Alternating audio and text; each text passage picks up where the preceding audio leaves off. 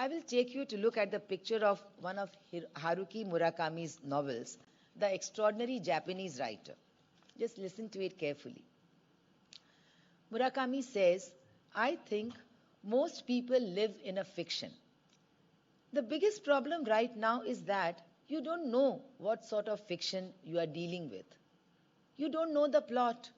The style is still not set. The only thing you know is the main character's name.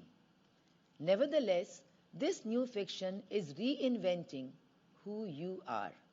Give it time, and you may very well catch a glimpse of a brand new world.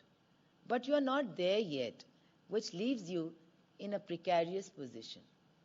The other person replies, I understand what you mean by precarious. The kind of helpless feeling when everything you are used to has been ripped away. Like there's no more gravity, and I'm left to drift in outer space. Like a little lost Sputnik? Like a little lost Sputnik? I guess so. So this is a quote from Haruki Murakami's work, Sputnik Sweetheart. You know what a Sputnik is, huh? The satellite floated by the Russians. $385 million of arms sale to Taiwan. On the very same page, they quote Amitav Ghosh, who has been continuously penning down the threats of climate change. He writes, militarization is the single most destructive human endeavor. Don't you find it bizarre that a major newspaper, such news, both news come side by side on a major newspaper, and the readers, us, with fatalism deeply ingrained in our psyche, might find it quite normal that after Ukraine, America is sponsoring armaments in another zone of the world. After all, this is how the world runs. Manufacturing arms is a business, and they sell guns and drones and jets and what have you, just like burgers and chicken wraps. The grown-up accept it all as normal, and it took a teenager, Greta Thunberg, to tell the world leaders in a simple and direct language, how dare you? Now, let us come to my role as a storyteller. These times make me particularly apprehensive about the evaporation of meaning in our languages. The ever-shifting matrix of aspirations and sensibilities have affected the meanings of these words, which are the basis of all communication. You see, words lose their potency when they are used by those in power with a predetermined agenda. Just look at the recent presidential election of America that showcases this loss of meaning. Words spoken with toxic masculinity become evocative words like make America great again. Words that generate more hatred, more animosity, and more otherness, the more appealing they sound to the masses. And this is not a trend limited to any country. We see this on the rise everywhere, gaining more steam with every fresh election, be it Italy, France, Austria, Hungary, Argentina, or our next door neighbor, Bangladesh. So I wonder, my novel was Kali Katha. Kali Katha had many meanings. Kali Katha was, the story of Kali Katha, as Calcutta was known in earlier times. And it was also the story of Kali Yuga. I suppose everybody knows what Kali Yuga is, the epoch of vice and evil. So are we showing signs of this Kali Yuga? I mean, if you look at the broader scale, the larger scale of what's happening to this world, so you do wonder if this is Kali Yuga. Because, and why it has happened like this? I mean, if we try to decode it, if we try to look around us and see why it has happened like this. We choose our leaders, but we are being fed on the darkest side of humanity. You just watch any soap opera or Big Boss-like program. I'm sure that many of you must have seen it at one time or the other. And you see that the biggest TRPs, what kind of programs get the biggest TRPs? It is the spiteful, scheming, manipulative women and men without whom no such programs can survive and thrive. We are no longer ashamed to show our weaknesses or talk about our fantasies publicly. They can be displayed with aplomb in the name of being candid, in the name of being liberated. It's no longer a word where infective words, abusive words will be murmured and not spoken loudly. The most obscene and bizarre ideas can be discussed in public with zest. You know the case of Ranveer Alabadia, which just happened, huh?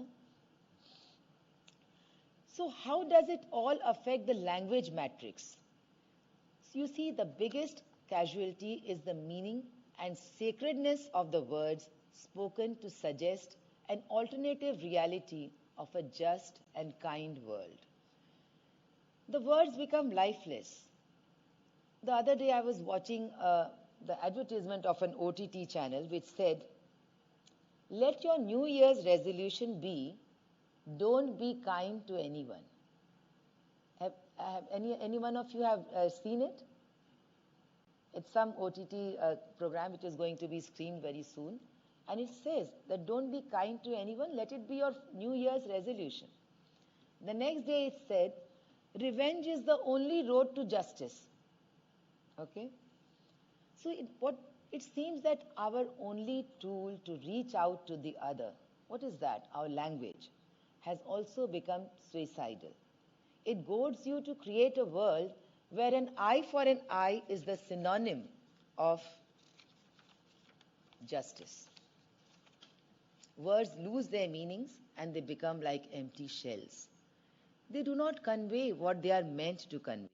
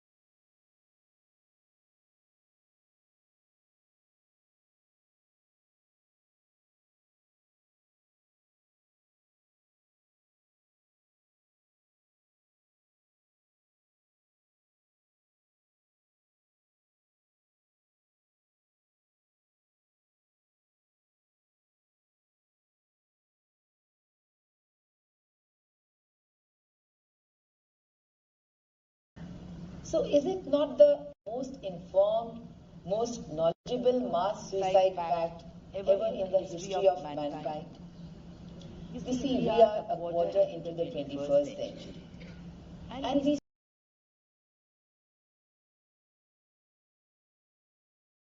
see what's happening around us. The national capital of India turns into a gas chamber every winter. Calcutta also does not fare better from where I come. No morning walks. The newspapers scream every morning. Air is poisonous.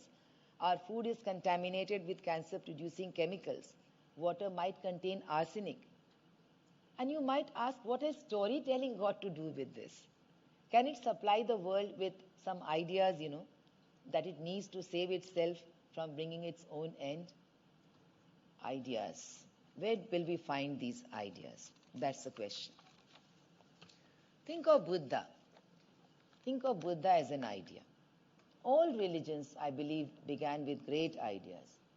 More recently, Gandhi with his non-violent movement, was another idea. The UNO was an idea. There must be so many ideas of men and women who received Nobel Peace Prizes in all these years. Ideas there are. But why have the ideas of all these great men not worked to stop war, to stop displacement of millions of people, to stop the mindless killings and more killings in reprisal, to stop killing species of flora and fauna and destroying air, water, and soil? What made us so fatalistic as a civilization? What did Gandhi mean when he said that modern civilization is a satanic civilization? And that was, in the beginning of the 20th century. So glued to our mobile screens or any other like TV or laptop, We think that we have surpassed any civilization of the past in the Earth's existence of, say, 4.5 billion years. Yet, if you come to think of it, we have sold our eyes and ears and also our thinking mind to this small gadget in our hands. It rules us, just like the millions of products on sale in the markets world over. The more goods on the shelves, the better we feel. We feel that we are on the way to becoming a first world country. We are not bothered, that it takes 3,781 liters of water to produce even a single pair of jeans when you compute its life cycle from cotton cultivation to manufacturing and transport. 3,781 liters of water. And if it is cotton, it will decompose in a year. But it may take even centuries to decompose if blended with synthetic fiber. So you see, what kind of world are we leaving, for the future generations? And human mind has produced all these materials, but now the matter has taken over our minds. We do not mind what we should mind. Unbridled consumerism has taught us to be reckless about the kind of world we shall leave for future generations. And of course, when we are talking about matter over mind, let us not forget the threat posed by artificial intelligence, AI, over near humanity in near future. You have so many people talking about that. So again, what kind of ideas can help the world from going totally berserk? Can I take you to a short look at the past as in my role as a storyteller? What gobbles up all the idealism and innocence that one starts with? How greed and selfishness take priority over everything else that man held sacred once upon a time. Once upon a time. I'm sure that you remember the old fairy tales, the way they started. And they always almost sounded as if they were saying, that there was a time when some powerful evil had come to rule the world. And then the story unfolds where ultimately goodness prevailed and the evil was destroyed. But that happened only in the fairy tales, not in the other kind of stories, the modern ones, or even the epics. Yet, in their own specific styles, right from the tales of Ramayana and Mahabharata and other epics to Tolstoy, Marquez, and Rushdie, the stories warn us of the steep fall of humanity in their own complex ways. So I would like to take you a walk through the streets of Calcutta with my protagonist, Kishore Babu. He comes in the novel Kalikatha via bypass. On the eve of India's 50th independence, Kishore Babu was found wandering the streets of Calcutta like a tramp. He had just recovered from a heart bypass surgery. Walking around on foot through the congested roads of Calcutta, he refused to sit in his Ford or Suzuki car, his sedan, claiming that the money went to foreign companies. His family was appalled by this kind of socially disgraceful behavior. What would people think of their status? And before this new avatar, Kishore Babu had spent the last 50 years of his life in building a house in posh South Calcutta locality, bribing to fund his projects of social climbing all the way. Now what he does as he roams about on the streets of Calcutta like a tramp, he takes to writing vulgar notes about men squatting on the streets to relieve themselves with no public toilets in sight. He writes that they squat down to eat their meals too at the illegal roadside eateries blocking the footpaths. And besides these nonsensical notes, he suddenly takes to recounting nostalgic stories of the fierce debates of his school life between Gandhi's non-violence and Subhash Chandra Bose's militaristic fervor. There was a debate of Gandhi and Subhash in those days, 1939-40. Totally irrelevant, outdated stories for the family. And things come to a head when Kishore Babu confronts his son, bargaining to bribe an official. The son is saying, How many Gandhis will you take to get my tender passed?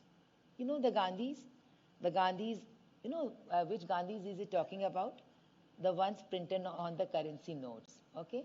We all know that Gandhi, the image of Gandhi is there on our currency notes. So when the son says, how many Gandhis will you take to get my tender passed? So that is the end. And now the family is so embarrassed firstly by his tramp-like trundling on streets, and now opposing the very normal modus operandi in business. But now they are left with no option than to take him to a psychiatric clinic. I'll tell you about a very interesting anecdote which happened to me when I was speaking at the Edinburgh Book Festival. I was just telling the audience, that how Kishore Babu built a house in South Calcutta, and now his daughters, when somebody asked them, where did you live before this? So they just say somewhere in the north. The chapter was named somewhere in the north. And I heard, that the whole audience was in splits. They were laughing. I couldn't make out why they were laughing. And then this journalist, Amit Roy, he called me up. He said, I was late. So what jokes were you cracking to make the audience laugh? And I said, well, I was just reading about this shift from North Calcutta to South Calcutta. And he said, oh, now I know. In Edinburgh, it's the same story. So, you see, people are the same everywhere. Well, you know the idea about this book, which has been translated into Konkani by our own Hema Nair, just sitting there. And besides being translated into many European languages, I wonder at times if there could be Kishore Babus, roaming the streets of France or Italy, Germany, or even Goa, trying to relive their lives of the last 50 years, to go back to the idealism that was like oxygen to them in youth. Or are they being sent to fill up the psychiatric clinics by the next generations? I don't know. Probably you should tell me what is being done. You see, the storyteller has contended with a question since ever. Do stories matter? What we write, does it really affect, does it really change anything? Or do the narratives, that we write with their rich range of aesthetics, can they impact the value system of people? And books have more competitions than ever today, with easy access to a variety of audiovisual content over small and big screens. So will books stand the cacophony of these various gadgets with information explosion and overpowering reality of the social media? What do you need to read a book or even write a book? I'll just take a little water.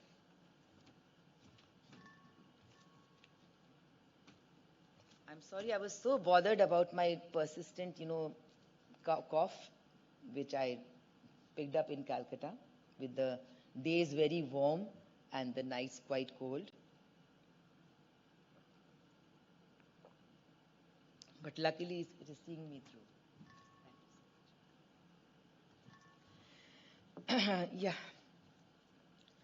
So, what do books need सबसे पहले? क्या चाहिए किताब लिखने के लिए? You need solitude. And of course, I'm speaking in English because I was not told that I can speak in Hindi. Of course, I'm a Hindi writer by choice, and I love to speak in Hindi. But I thought that probably more people would be able to, I would be able to reach more people if I speak in English. So we first need solitude, for a book to be written or a book to be read also. You need solitude. So do you think that since Industrial Revolution, there has been a gradual lack of solitude, in our lives? In our speed to conquer nature, perhaps solitude has been the biggest casualty. Not only solitude, introspection, and the ability to feel remorse by treating destruction as collateral damage. Collateral damage. भाई अब ये कर रहे हैं, development कर रहे हैं, तो सड़क बना रहे हैं 4 lanes, 5 lanes, 6 lanes, तो पेड़ तो काटेंगे ही. I went to Shimla and I was horrified to see that Shimla doesn't seem like Shimla. There's just a four-way lane towards the mountains. You can't see mountains, you can't see trees. So we treat all this as collateral damage, and we think that this is, ये तो होगा ही, this is necessary. So we have not learned much from the coronavirus calamity, you must all be knowing, which brought the world to a standstill and killed about almost 1 million people. But it healed the ozone hole, and it made the air breathable and the rivers clean. We had dolphins coming to Ganga, till Calcutta. I mean, that was maybe they had it 50 years back. So again, dolphins were coming till Calcutta from the rivers. But once coronavirus was over, all the metropolises of the world went back to having terrible jams. People took out their stranded cars, polluting the air in a frenzy to get out. There was something called revenge tourism all over the world, with people running to airports to get away from their homes, which had become like jails to them. Were they running away from feeling solitude? Because they were forced to face it? We did not learn any lessons for sure. Can stories bring salvation to the modern man, making him seek and prize his or her solitude? To give him a breather, to give them a breather from the ongoing noises on their screens and inside their heads. You must have heard the story of King Parikshit in Mahabharata, who was promised salvation in 7 days, by listening to the stories narrated by Vyasa, by the sage Vyasa. Today we live in a world which is saturated with stories of all kinds, and most of them are digital. Walter Benjamin, in the first half of 20th century, he had written on finding wisdom in the age of information at that time, in the first half of last century. And he talks of storytelling as the antidote to death by news. Can you relate to it? Death by news, and story as an antidote to this death by news. You see, Benjamin caught the early symptoms of this civilizational malady and peered into this future metastasis with extraordinary precision and prescience. What we are witnessing today, he could see it, say 80 years back. He argues for the importance of boredom in the art of listening between the lines, which is truly central to storytelling. Reading between the lines, because after all, what a writer writes in a story, it is the reader who puts in the input. Between the lines, it is the reader's job. You go back to your own memories, your own experience, your old reading, throughout your journey, throughout your life, and you put that in between the lines when you read a book. So, and he talked about the importance of boredom. You'll see small children. I'm a grandmother, and I see, my grandchildren always telling me, "Hum to bore ho rahe hain." Are to what? Why are you getting bored? Just pick up a book and read it, na? Because the screens, they have taken over. Just scrolling down, that if they get the mobiles or they watch TV. And if they're not given it, then they say that we are getting bored. So what is this boredom? And again, when we come to stories, now of course I'll be coming to my role as a storyteller. So we live with the knowledge, that no stories are ever neutral. The narratives that we talk about, they also exist within structures of knowledge and power. You just heard the story of Kishore Babu.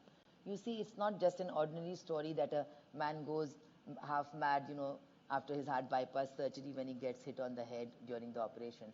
And he starts going around the tramp, and he talks about this idealism of the past, refuses to sit in a car, refuses to bribe the thing.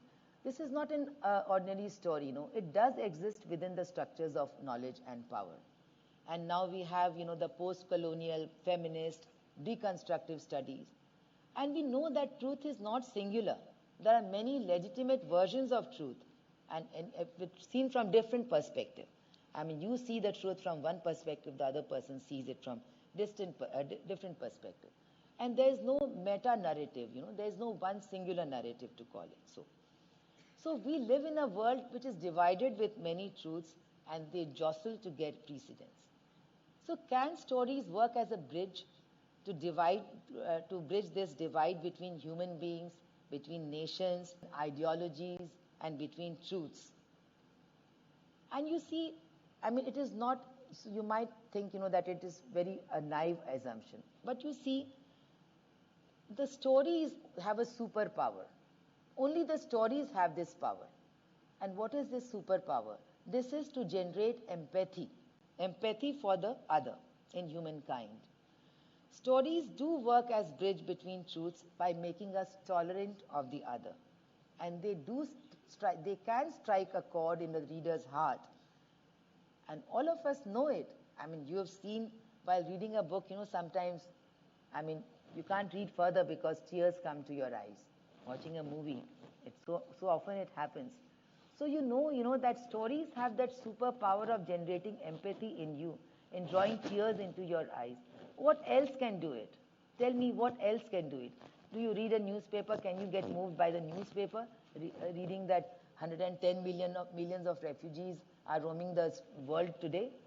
Do you feel any, I told you this thing? Did it bring tear to your eyes? No. So I will now introduce you to another character of mine. His name is Kulbhushan Jain.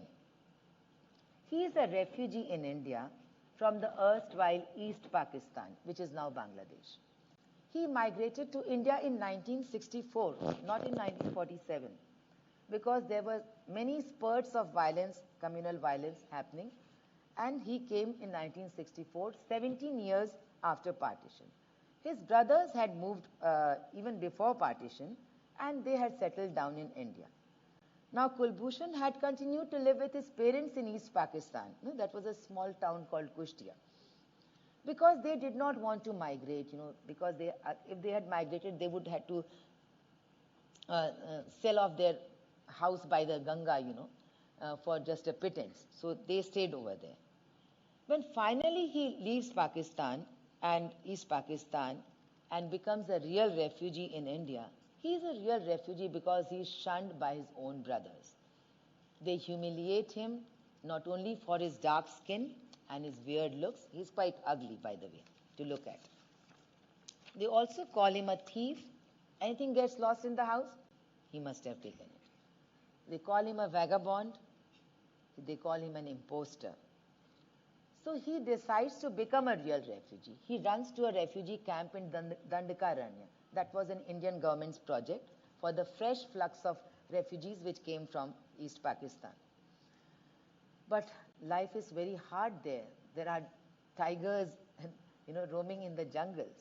He comes back. He finds a job. What is this job? He is handing out 10 paisa bus tickets. Mind you, it is 1964.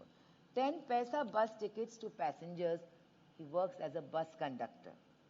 One day his elder brother finds him. He gets a whiff of, what the younger brother is doing.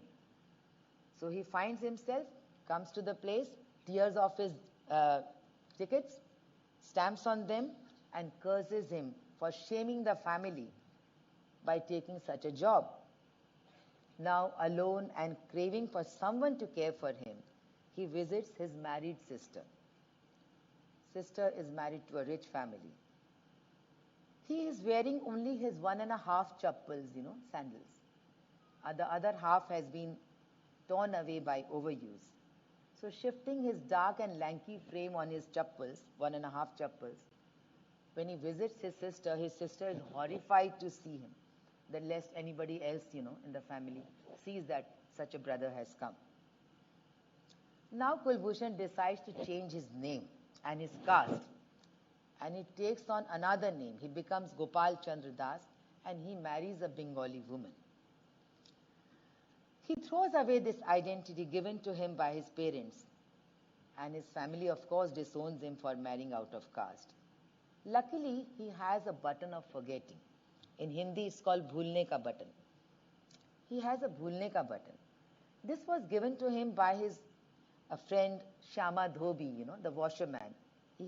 Because his family always shunned him for his looks, he always found solace, in being friends, with the lower caste or poor people. So this Shama Dhobi had a button of forgetting, bhulne ka button.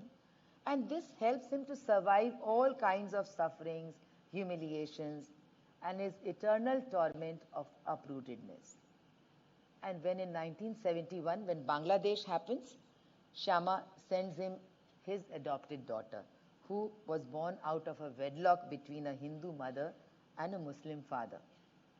And Kulbhushan, he has a large heart to raise her like his own daughter, and finding solace in giving her a new identity, just as he had found one for himself, defying the state, defying the family, defying the community, and the nomenclature, the name that he got from his parents. So this is Kulbhushan for you.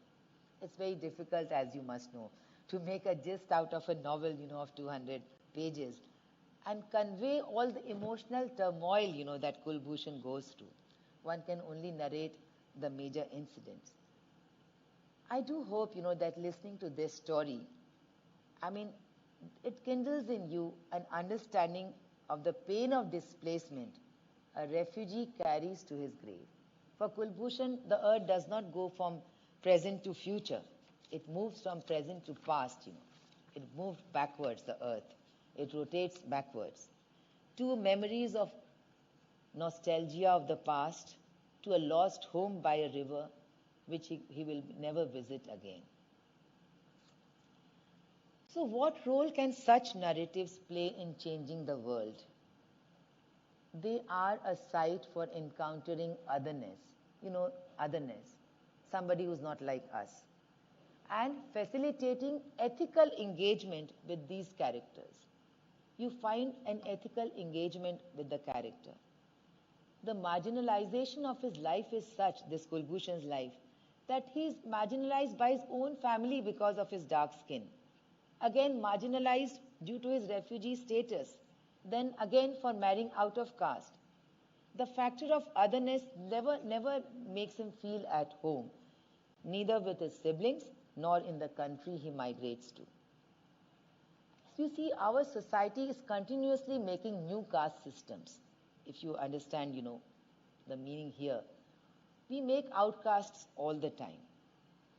If you can feel, the pain of this character, if you can engage ethically with this dilemma of not belonging anywhere, then the story has fulfilled its job. This book was translated recently into German and I just went to Germany in June for the book release. And I think because Germany has a history of East Germany and West Germany, they could relate, more to the stories. Even in North India or in the Hindi belt, there have been numerous stories, written about the Punjab partition, but never about the Bengal partition. That was never a central theme, for anybody to ponder over. In fact, Sardar Patel had said the Bengalis only know how to cry. You see, there was very little sympathy also for the refugees, even in the political circles. So you see, of course, there cannot be any moral instructions like a fairy tale in today's complex world. But when you look at the storybook, at the history book of a class 7 or class 8 child, what do you see? That history is a string of wars. When Plassey happened and what the other wars when they happened. But it is only literature that fills up the gaps of sufferings in the episodes of wars and dislocations with these stories of individuals with names, and they are not just numbers.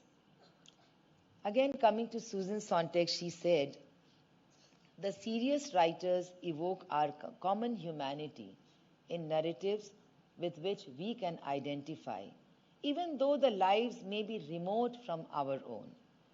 They stimulate our imagination. The stories they tell enlarge and complicate and therefore improve our sympathies. They educate our capacity for moral judgment. You see, it's so easy to pass a judgment on others, but it's only a story, that can make you feel the pain of a refugee. We know the story of King Ashoka, don't we? That he resorted to Buddhism after what happened, the bloodshed of Kalinga war. So these kind of stories, they help to evoke some kind, you feel, okay, somebody can feel remorse, I talked about solitude, the ability to feel remorse also at that time. So these personal stories generate, without these personal stories, if you don't have any empathy, when you watch the bombings on TV, they might seem to you like another gaming thing or a Star Wars like movie, because because our souls have been so desensitized that, you see children playing games, they are killing, there's a banduk and a gun, and they are killing this person and that person. So it might be just like all the Star Wars movies, where things people are getting killed. So to sensitize our souls, we need stories. And you see, profiteering, how that has impacted, our perception of the world. We are guided by the idea of profit in everything we do. Even you read a particular book when it gets a big prize. And perhaps reading literature also might, if we can instill it, in ourselves and in our next generations, that reading a book is, gives you some kind of profit. Because despite being humored by infinite information and the world of Instagram, Facebook, and X, previously Twitter, we are a lost people. There lurks somewhere deep inside us an ardent desire to know the meaning, to know the authenticity, to know the purpose of an emotional engagement with life as well as in literature. It is there, this deep desire. And there may be many truths and many narratives, but man finds solace in values and a meta-narrative. And it is one of the reasons why one is drawn to literature. You see people who read books and they cannot live without books because they know what it gives to them. And perhaps the modern literature, what I see, that my father perhaps used to read a lot. But I see that in our generation, people usually, we didn't have screens at that time. But even then, people read lesser and lesser. So I think that the modern stories, the modernism in literature, that had too much of irony, detachment, and skepticism. And that led to a certain degree of cultural exhaustion. So perhaps literature can fill, the vacuum, which now is often filled by religions. You see this trend over the world, that religion fills a bigger vacuum. There is a vacuum, and religion is filling it up. But unfortunately, it becomes the biggest divisive force in the world today. Yuval Noah Harari, what he says.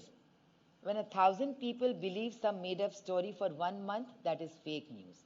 When 1 billion people believe it for 1,000 years, that's a religion. But religion has the power to draw people like nothing else.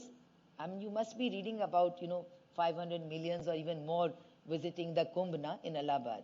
So you see, religion has that kind of a draw.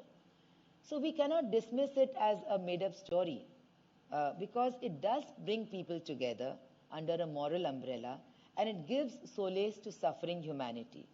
And probably literature has to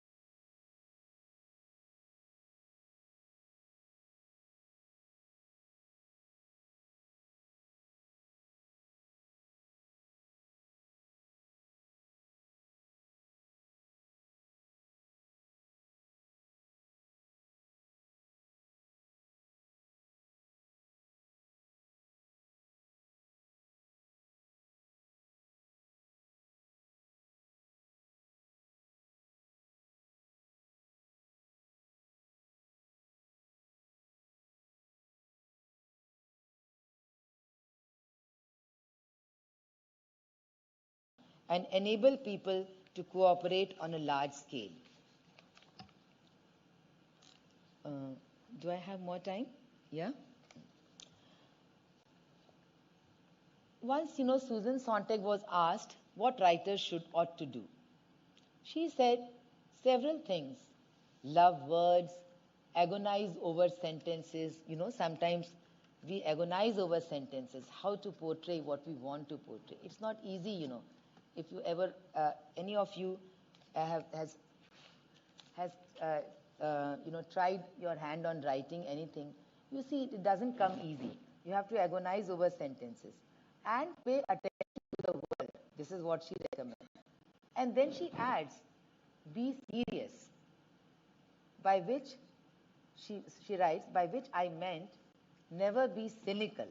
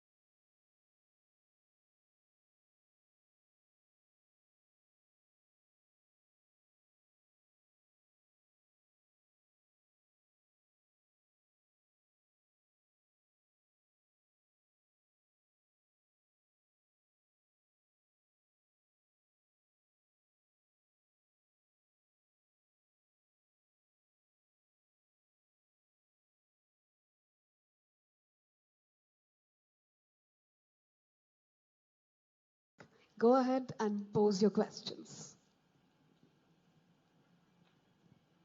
Hello, ma'am. Please introduce yourself. My name is Samiksha and I am you. from Little Flower of Jesus High School, Kalangut. And my question to you is, with teenage depression and suicide reaching alarming levels, do you see them as a personal battle or symptoms of a broken society? And what message of hope has the power to rewrite the story? Wonderful, wonderful. Thank you, ma'am. Wonderful question. I think, that as consumerism takes hold and the idea of profiteering takes over and matters take over our mind, gradually, we have come to get so many pressures, so many pressures from all quarters. Like sometimes, parents put a lot of pressure on teenagers to do well, and that backfires because we are very all. I mean, this civilization or the role of society, if you think, we are we have become very apprehensive people. I think in olden times people were less apprehensive than us. Though we have so many gadgets and so many materialistic, I mean, we are rich materialistically. There are so many things that we have, and yet we are a very apprehensive people, and that is why parents put a lot of pressure on their children to do well in school and to fit in the societal model. And you see, I mean, as far as values go, again, we are in a very transition mode. So parents do not approve of what you do. And there are a lot of pressures, continually stresses are built up. And even Gaur Gopal Das, yesterday, he spoke about suicide, that sometimes, when dying becomes easier than living, then one resorts to suicide. So actually, mental health problems are also going up in a big way in our country. And I think that, as I said, that getting more resourceful, to handle situations. I mean, what books give you, what stories give you. I mean, apparently, they probably do not profit you in any way, but they give you that resourcefulness to tackle situations in a way. You see, I mean, it does not give you a kind of a motivational thrust, like you had yesterday. But then in a very subtle way, in a very complex way, it makes you an evolved person. So I think that because we have, veered so much away from books, so we have become more apprehensive as people. And this is why, there are so many pressures on teenagers, on youngsters, and people, for all kinds of reasons. So I think, what do we do about it? I mean, as I said, that probably, storytelling is the way that really, can help you out. Mm-hmm.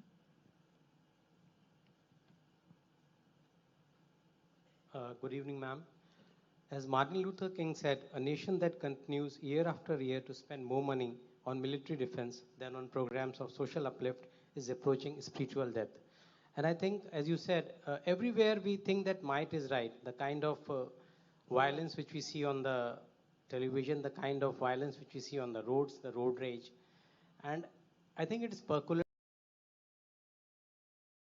all around us. So what is the way? And I think ultimately, when a person can't take it, he or she takes his or her own life. Either he or she thinks that killing the other person or hurting the other person is the right thing, as all the nations are doing, or ultimately he comes to it. So in that manner,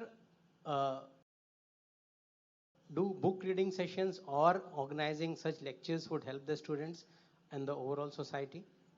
Well, I hope so. I hope so that, that such sessions will let you, let you peep inside deeply into the kind of problems, the kind of society that we have built. As you said, I mean, there's so much violence everywhere. And you watch it at a national level, you want to watch it at international level, you watch it at community level. So there is so much violence. So how do we counter that violence? As I said, we had Buddha, we had Gandhi. And yet, I mean, that violence in us, why it goes on increasing? I think, consumerism combined with, this idea of profit, and, that has, seized us to such an extent that we do not think, that being human is more important. And this is where, literature, that's the main function of literature, to make you evolve as a human being and to make you realize, you see, if you watch TV or certain movies, I don't watch TV or I don't watch movies, but I do have an idea of what kind of the world they are projecting. Where violence is quite a valid way of, as I said, no, revenge is the only way to justice. So what kind of a world we are going to make, through these? So they tell you that it's okay to be violent. So how do you counter that? How do you find a way of, becoming a better person? So it's only storytelling with its complex ways of, addressing the issues and making you more sympathetic, feeling more empathy for the people who are not like us. They can only make you, a better human beings. And otherwise, this society, there has to be some kind of a movement, to within the schools, as this teenager girl put it. There has to be some kind of course, we have counseling at school. And so there has to be a movement where parents and, children need to sit together and talk about it, that how, our ideas, are affecting children. Like there is a coaching thing in Kota somewhere in Rajasthan. And every other day, the newspaper tells you on the very front page on the left corner that this student has committed suicide. And IIT students, they reach IIT and then they commit suicide.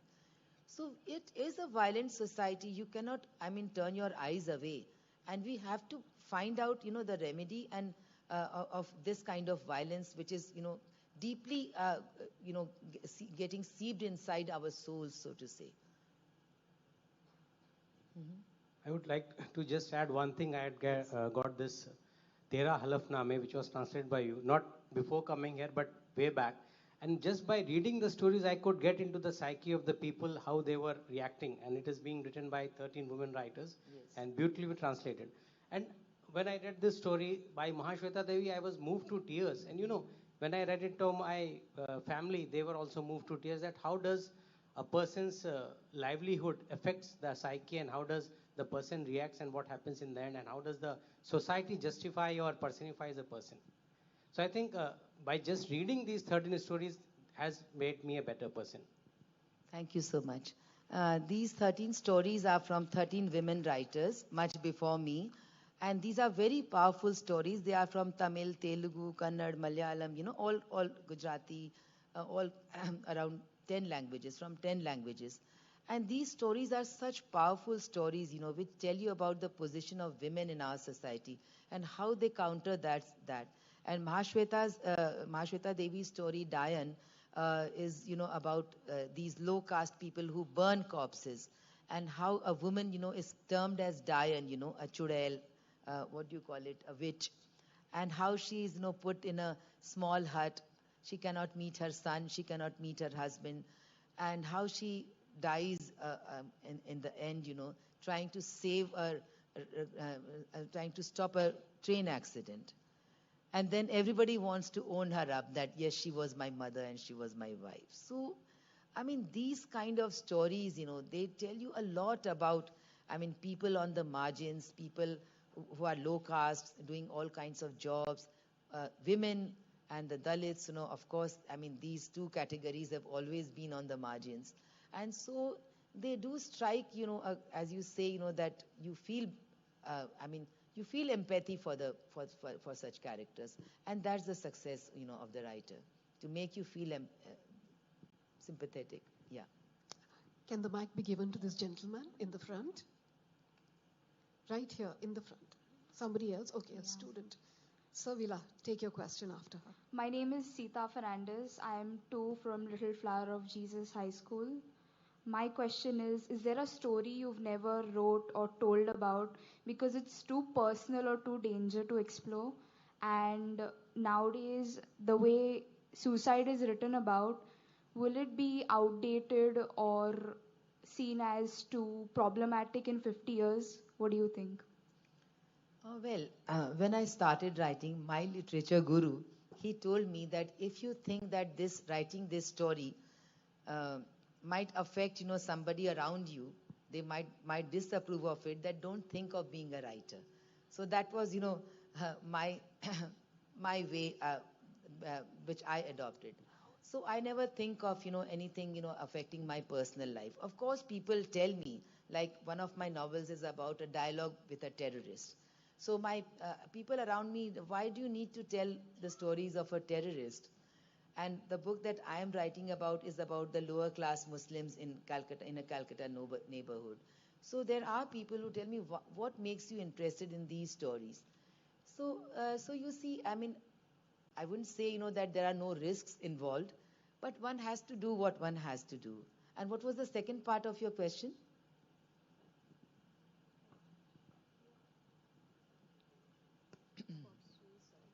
About suicide, yeah, 50.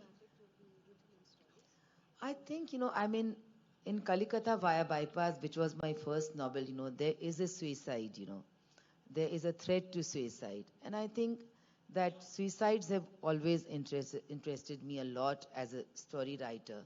And even in this novel, which I have just written and it's not yet published, it's yet to be edited, there is a woman who commits suicide.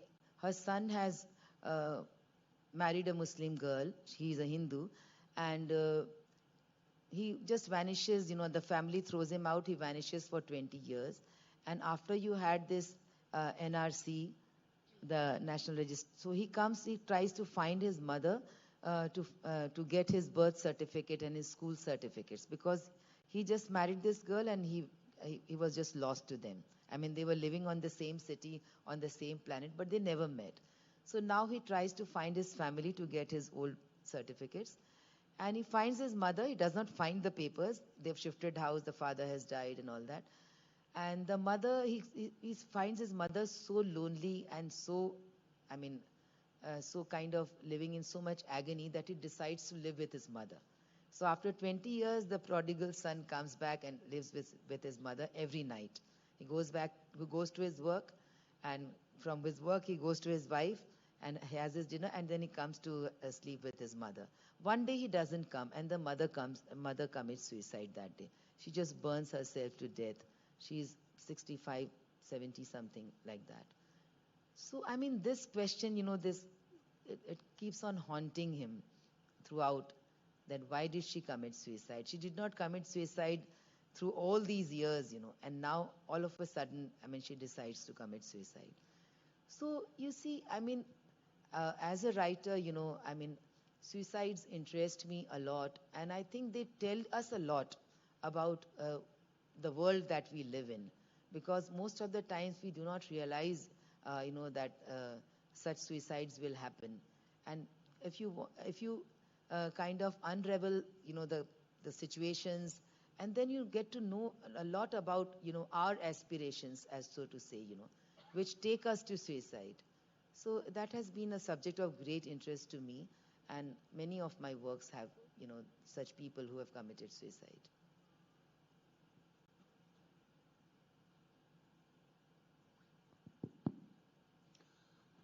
Congrats for a wonderful discourse. My name is Dr. Bandodkar. I'm a medical doctor. As I was misled by the topic, obviously, and then when the moderator explained that she also was misled, and it was very, very, very broad and universal concept, or rather philosophical, how that humanity is getting suicidal by our own deeds, probably. That's what I understand. And the first part of her lecture was really wonderful. It's more philosophy rather than storytelling. You mentioned about religion 2, 3, 4 times. The question is this: between the debate between the religion will get the humanity together, and the religion will actually disintegrate the humanity, which side would you really debate, and why? You see, I am a religious person, and I think that and since I am writing about, a Muslim community, so I was reading Quran, and I was trying to, get into their lives as they live, quite a regimented life under a religion. So I think, that all religions have great ideas, and religions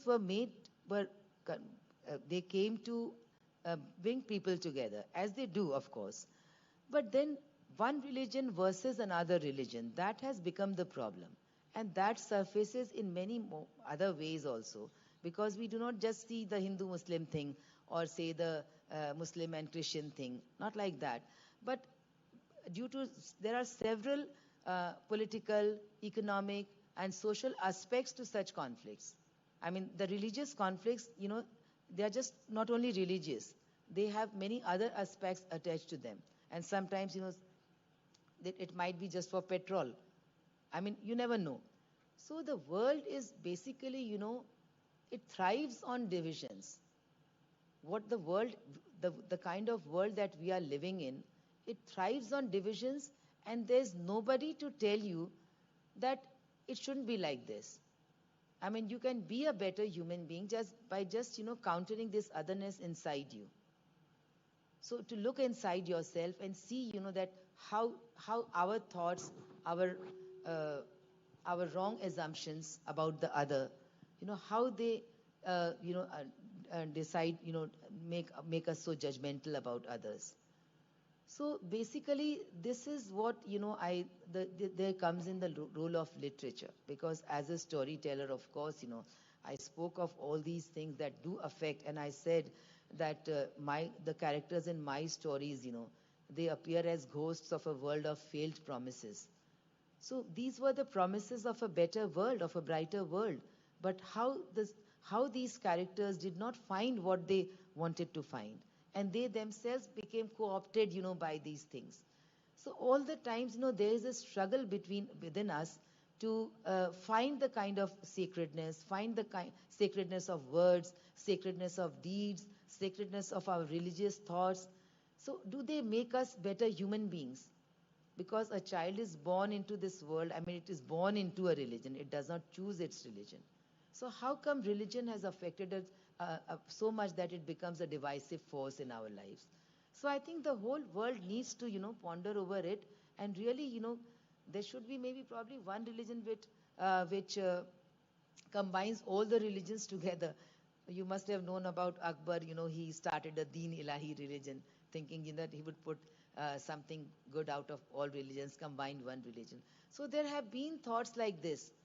And I mean, of course, it's only a figment of my imagination, but I think that we need to understand that religion need not be a divisive force. There are good factors. Well, I went to Wardha last year, and I saw that at the ashram, Sabarmati ashram, they have prayers from all religions. And well, I mean, everybody speaks it's almost the same thing that they want people to be. So there has to be some kind of mandate, In the world, we need some kind of mandate for the wars. We need some kind of mandate for global warming. And we need some kind of mandate for religions.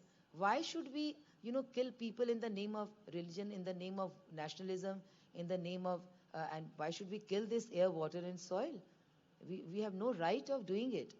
So there has to be a mandate. And, with the kind of leadership that right now we see around the world, I don't think that there is, of course, a lot of, things being told and written and all that, I mean, we have a powerful media all over the world. And so we speak a lot. But actually, do we really intend to do something about it? That is the question, That to make a reader more aware of what we are living through. I mean, I've said nothing new in the first half, I mean, everybody knows about global warming, I suppose. Everybody knows about the wars which are happening. So it is very easy to Google and find out. I also Googled. But the thing is that we are not aware of what kind of the world, it's going to be in another 20 years, 30 years, 50 years. And we are responsible. We are responsible for creating all this. And when will we waken up to this reality? Okay? Thank you. Just two more questions. We need to wind up.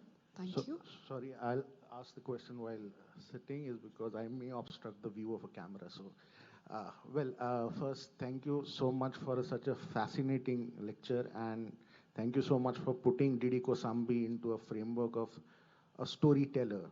So that was, that was amazing.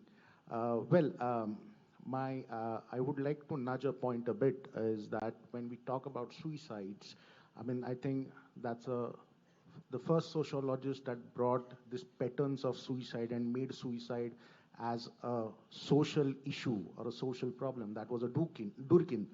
And what Durkin does is that he tries to explain suicides in many ways. And one of his classic feature was a suicide due to fatalism. And the idea and the conflict between this majority and minority, it is always the suicides happening due to this overpowering of a powerful structure. And that's what causes a patterns of fatalistic suicides there. And as a storyteller, when we talk about the stories being told to us, it created values, it created a value system, and it obviously became a part of a nation building. So what made Gandhi, Mahatma Gandhi, was his ability to strike chord on the masses and tell stories.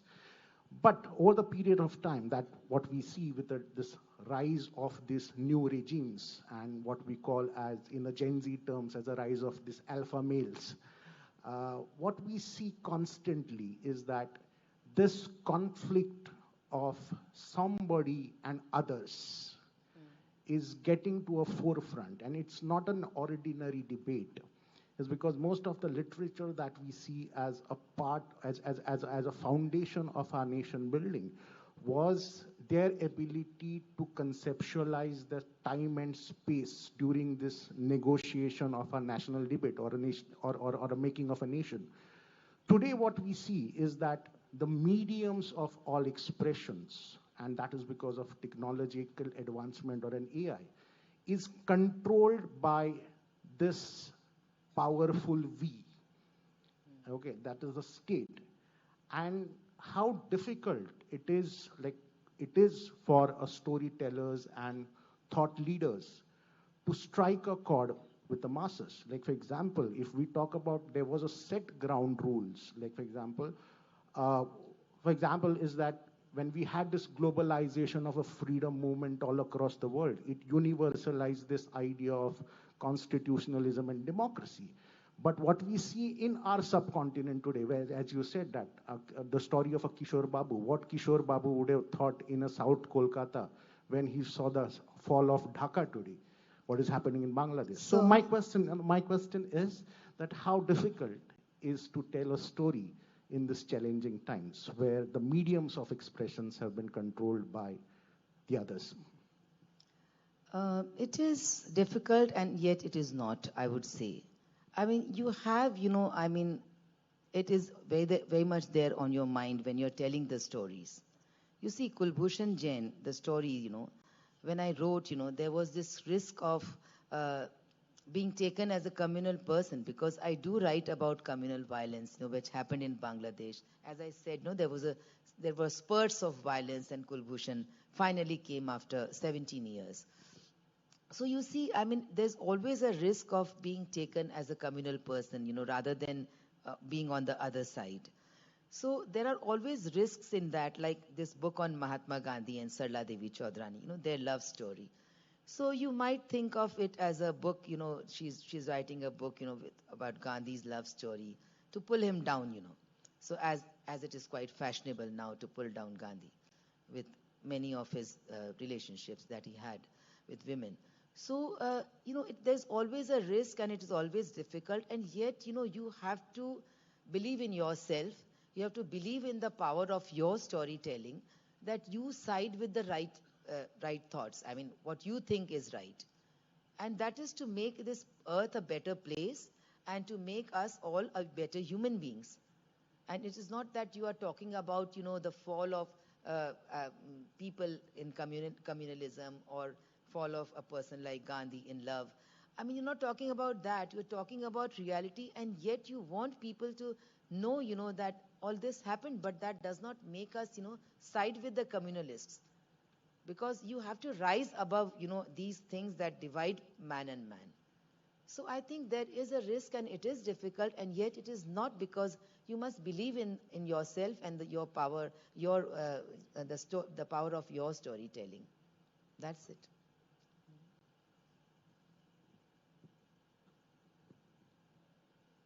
Good evening. Sat Sri Akal. My question is, I'll put a little bit of context to the question and a context to who I am. I'll get to the question in the end, so please bear with me. So basically, I'm Sophia Badiari. I'm a professional artist, visual artist and art teacher. I'm half Kashmiri, half German. I was born and brought up in Goa. I speak 5 languages. My question will obviously come at the end. So मैंने सुना है इतिहास में जो भी जंग हुए आज तक और जो भी होते जा रहे हैं और जो भी होते जाएंगे, 3 reasons. One is religion, like you said. दूसरा is women. Second, last is power, be it greed, land or position. So you said that religion is one of the major devising forces in the world, or I would say majorly India. तो जब last reason है which I want to focus on, जो है power. In our country we have political parties based on religion. The division, according to me, is not the religion. The division is the lack of inclusivity and the need for power. Religion is a facade. तो कहते हैं ना, don't judge a book by its cover. यहाँ पे तो book की cover इतनी मस्त है, वही देख के सब नाचते हैं. तो मैं आज ही कश्मीरी हूँ. तो आपने कहा रेफ्यूजी के बारे में. I was born in Goa. कुछ प्रॉब्लम होती है रास्ते पे, गाड़ी टोकती है, तू गोवन नहीं है. आम्ही गोइंकार, आमचे गोवा, आमचे सालीगांव, आमचे Panaji. You get your papers out. I look like not Goan. Kashmir जाके तू कहाँ से है? मैंने कहा मैं कश्मीर की कली हूँ, मैं कश्मीर की हूँ. तू कश्मीर की नहीं है. Germany I go, wie bist du? Von wo bist du? I said I am German. You are not German. I went in 29th October to Kashmir. अपना घर गई मैं 25 years के बाद. I lived in the mountains. वहाँ पे दाचिगाम बाग में अभी टेररिज्म हो रही है. उस दाचिगाम बाग में मैं चली थी खुद अकेले 6 o'clock वॉक के लिए. मैं पीर साहब के साथ रहती थी. मैंने पूछा, पीर साहब, न कश्मीर मेरा घर, न जर्मनी मेरा घर, न गोवा. तो बोले, तुझे पता है आप तेरा नाम का मतलब क्या है? मैंने, मुझे पता है. Sophia comes from the word Sufi. It also comes from the word philosophy. तो उसने कहा आपका नाम का मतलब है God's friend. I am getting to the point, ma'am. You need to have patience. Yeah, it's not up to you. I'm talking. Please respect the audience. Respect, please. You are interrupting the flow, so I will please. No, we also need to keep I'm done. I'm the getting time. to it. If you would not have interrupted, I would have saved like 20 seconds. So उसने बताया कि आपके नाम का मतलब है God's friend. न गोवा, न जर्मनी, न कश्मीर का बाउंड्री है. पूरी कायनात तेरा घर है. मेरे जो क्वेश्चन है उसके पास मेरा जवाब है. मेरा क्वेश्चन ये है, मेरी भी स्टोरी है. आपने कहा आप स्टोरी लिख के ये तो सब जगह जाएगी. My story has gone through, I'm an artist, through painting, through media, every media channel, through DGP, through Pramod Sawant, through the BSF security force. हर दरवाजा मैंने खटखटाया है. हर दरवाजे से निकल जाओ, न तो इंडियन है. गुरुद्वारे पे गई, तू अगर सरदार की बेटी होती तो मुझे कंसीडर करती. मैंने बोला, तुझे पता है मैं किस सरदार की बेटी हूँ? जो पूरे कायनात पे हुक्म चलाता है. मेरा ये सवाल आपसे है. आपने कहा आप स्टोरी लेके जाओ. किस दरवाजे पे खटखटाऊं इस दुनिया में जो खुला है मेरी स्टोरी सुनने के लिए? मेरा जवाब आपको बताऊंगी, आप उसके बाद आप अपना जवाब. एक ही दरबार है जो खुला है. जो दरवाजा ना बंद होता है ना खुला. उधर जाओ या ना जाओ, उधर ना परमिशन चाहिए सोने के लिए, खाने के लिए, पीने के. वो 24/7 इटर्निटी खुला है. वह स्टोरी सुनाओ या ना सुनाओ खुला है. रो या हंसो वो खुला है. आपने कहा इंक्लूसिविटी, आपने कहा सिर्फ लिटरेचर एक ही रास्ता है जिससे हो सकता है. मेरा ये क्वेश्चन है, मेरी स्टोरी रिजेक्ट हुई है हर प्लेटफॉर्म पे, हर लेवल ऑफ पॉसिबिलिटी यहाँ पे जा सकती. तो किस दरबार पे जाए ये इंसान जिस पे ये प्रिविलेज नहीं है जो मेरे पास है कि मैं वो दरबार पे जाऊँ वहाँ रिजेक्ट ना हो? आप मुझे जवाब दीजिए. आपका जवाब मैं कुछ सोच के दूंगी. मेरा फोन नंबर आपको दूंगी, फिर हम बात और करेंगे. ठीक है?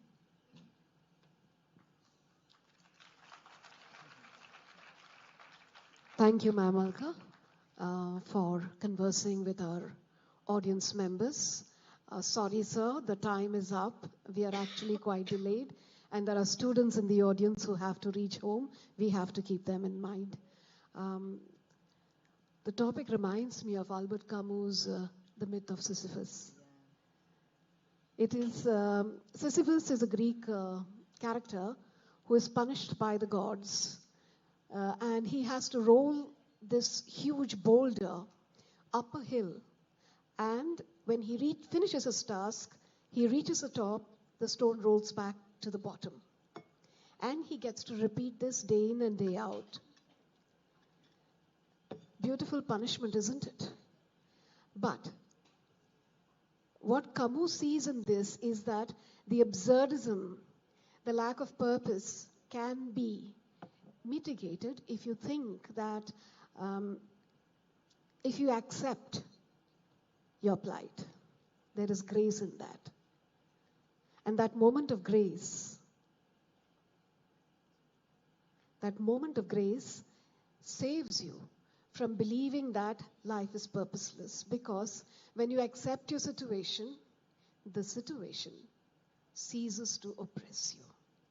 So thank you so much, ma'am, for this wonderful talk. May we know the winner of the best question?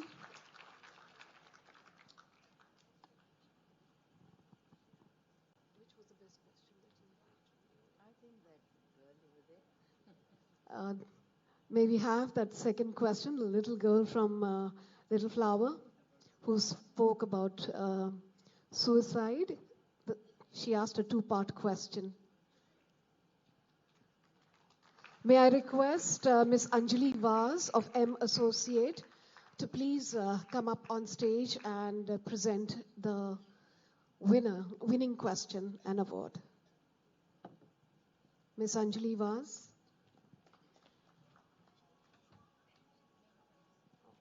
Sorry, Anjali Vaz is not present, so may we request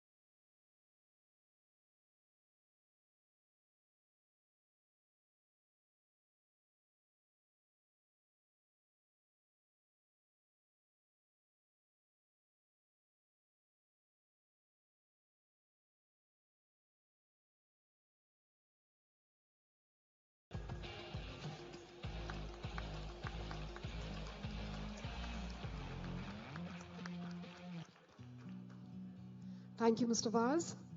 Thank you, dear. May I now hand over the proceedings to Ms. Nehal Shetye. Thank you, Dr. Prajit. This was an enlightening session for all of us, ma'am. I now invite Committee Member of DDK 2025 and Election Commissioner of State, Shri Daulat Hawaldar, sir, to present gift hampers and a memento to our guest and our moderator, please.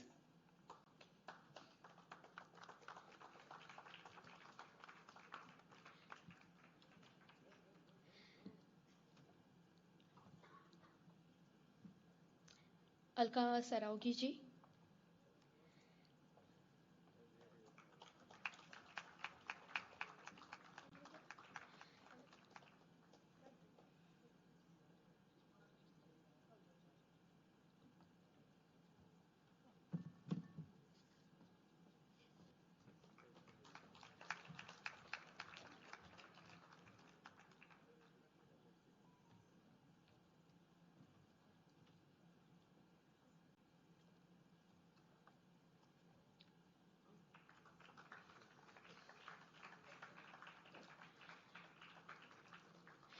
And so, moderator for today's session, Dr.